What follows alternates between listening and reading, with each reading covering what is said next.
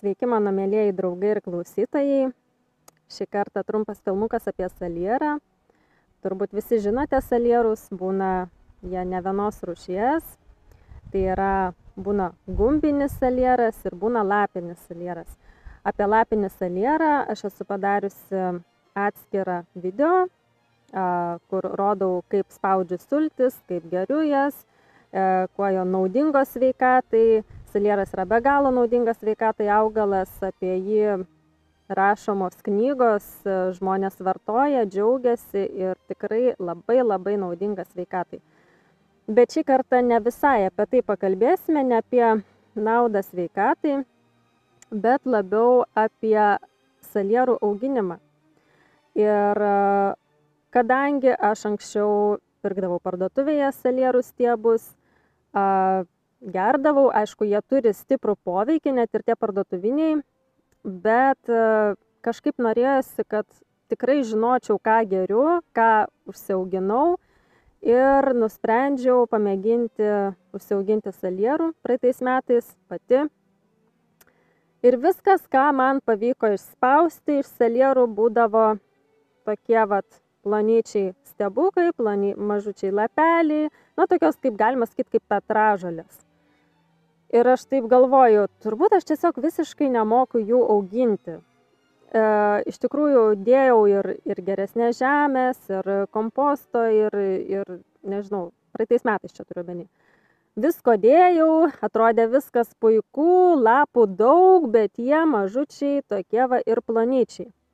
O juk žinote, kad kai mes perkame salierus parduotuvėje tos lapinius, tai jų stiebai būna tokie stori, tokie mėsingi ir net jie būna ir pablyškę, tokie šviesesni.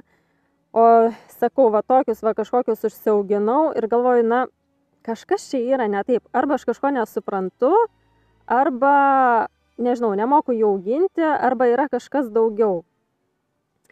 Ir galiausiai nusprendžiau pabandyti dar kartą po nesėkmės. Visada labai svarbu nepasiduoti ir toliau bandyti eksperimentuoti tol, kol jums pavyks pasiekti tą, ko norite.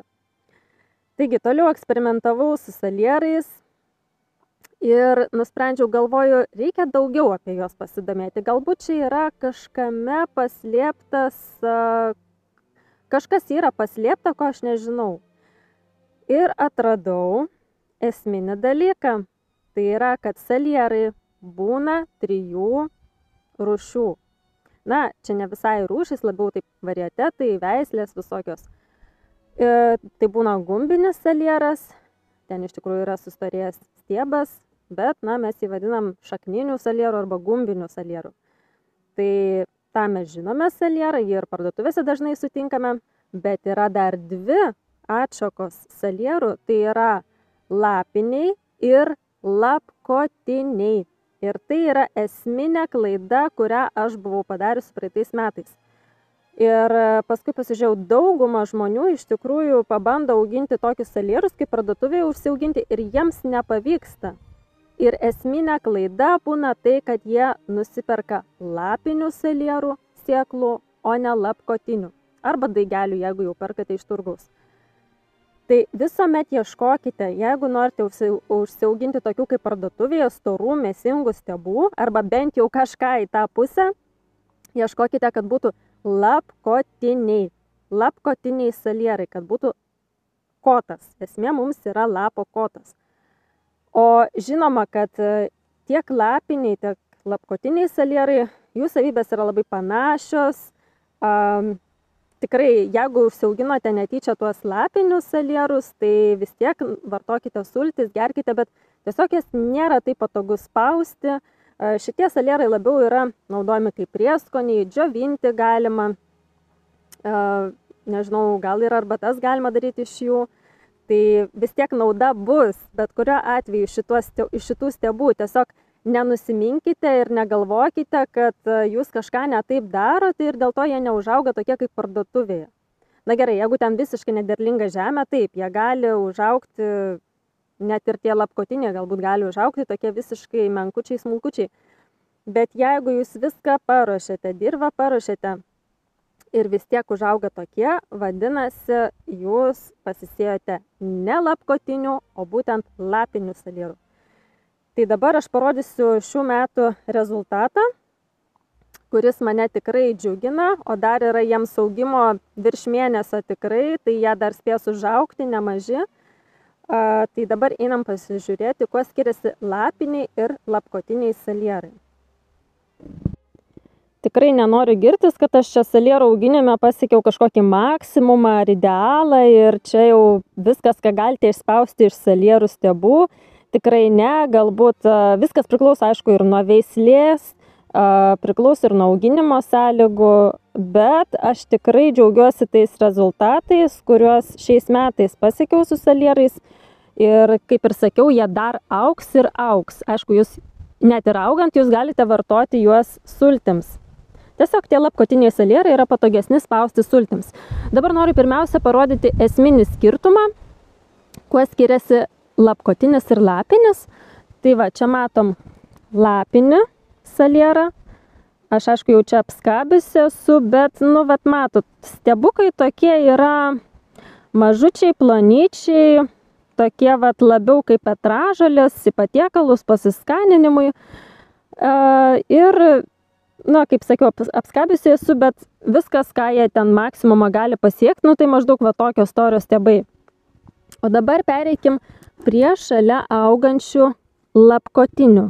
Matot, iškart stiebų dydis, kokybė yra visai kita. Na gerai, ne kokybė, bet dydis. Jie yra kur kas mėsingesni. Va, čia, kadangi buvo pjauta veja, tai truputį su žolėm apsinešė. Va, čia irgi yra lapkotinis. Paskui čia matom, aš truputėlį čia miksavau, bandžiau skirtingas sėklas. Čia va vėl matom mažučiai, plonyčiai stiebai, čia yra lapinis salieras. Čia vėl pereinam prie lapkotinio saliero. Va, visai kitas reikalas. Jau iš tokių tikrai galima išsispausti sulčių, jau yra ką spausti, nepalyginsi su tais lapiniais.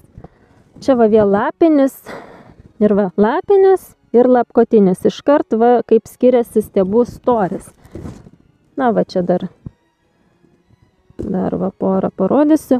Bet esmę, manau, tikrai supratote. Tai jeigu auginsite, tai žinokite, ką reikia auginti. Reikia pradėti nuo to, kad reikia tiesiog tinkamą sėklą susirinkti. Net ir pastebėjau augintojai sėklų, galbūt ne tai, kad augintojai, bet tie, kurie pakuoja sėklas, jie taip pat kartais sumaišo tos lapinius ir lapkotinius. Tai tiesiog manau, kad reikėtų ir su tuo paeksperimentuoti ir paauginti ir vieną, ir kitą pasibandyti kelių veislių ir tuomet matysite, kurie jums labiausiai pasiteisina, kurie jums yra geriausi. Tai va, turbūt toks būtų esminis dalykas apie salierus. Iš tikrųjų, aš apie tai ir dar daugiau apie salierus apskritai esu parašiusi straipsnį Patreone. Tai, kas norite, galite užeiti. Tuo pačiu paremsite ir šį kanalą. Įkelsiu straipsnio nuorodą galbūt į komentarą. Ir ten viskas yra daug išsamiau. Ir taip pat apie salierų stiebų balinimą, kodėl jie netokie kaip parduotuvėje, vis tiek, kai auginame, ir visokios salierų auginimo technologijos. Taigi, ačiū, kad klausėte. Labai linkiu pasisodinti kitais metais, jau aišku, šiais metais jau nebe, pasisėti salierų, lapkotinių ir džiaugtis jų derliumi. Tai šiam kartui tiek ir iki kitų kartų.